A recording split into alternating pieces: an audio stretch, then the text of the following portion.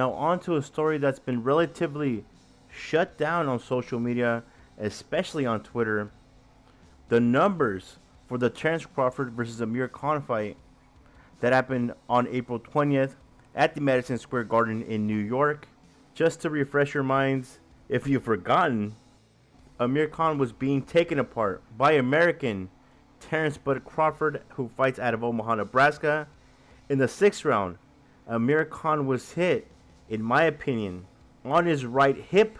Yes, it was below the belt, but it was not a shot that should fool the boxer. In my opinion, Amir Khan, with his eyes, told his coach, Virgil Hunter, no more, no mas. Virgil Hunter stepped in and stopped the fight. TKO victory for Terence Crawford round 6. For some of you that streamed it illegally, yes, this fight was on ESPN pay-per-view. And guess what? There must have been a lot of illegal streams out that night, because according to industry reports, initially, there was certain writers that were pushing and saying that Amir Khan versus Terence Crawford was going to fall short of the 200,000 mark. Almost immediately, those reports were shut down, and the numbers that were being generated for the Amir Khan versus Terence Crawford fight are now forecasted to be less than 150,000 buys. If it does break over 150,000, it won't be by much. This pay-per-view was a very hard flop. People aren't stupid in 2019.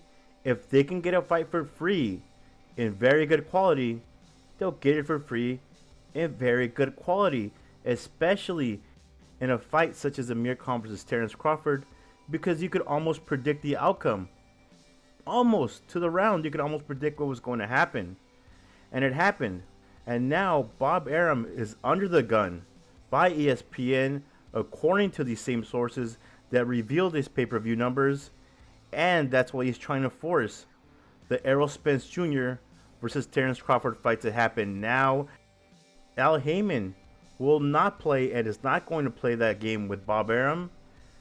Heyman and his people are basically saying the way you treated PBC as a business when it first started was not the correct way to do business. So guess what?